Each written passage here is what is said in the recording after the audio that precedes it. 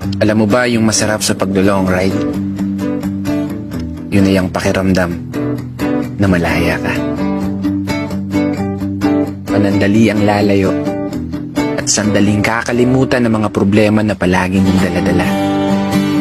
Kasama ang mga kaibigan, asawa, nobya o kahit pa nag-iisa ka. Sulitin mo yung biyahe at busugin ang iyong mga mata. Pagmasdan ng magagandang tanawin at kusang ibulong sa hangin mga plano at pangarap na balang araw papalarin. Kaya wag mo munang isipin na naiwan mong bayarin. Saka mo na lang problemahin pag uwi. Pero seryoso, ito yung oras mo para sa sarili mo. Oras nyo ng mga taong mahal mo sa buhay, kaya sulitin mo ng todo. Di natin kailangan magmabilis. Makakarating din tayo sa dulo.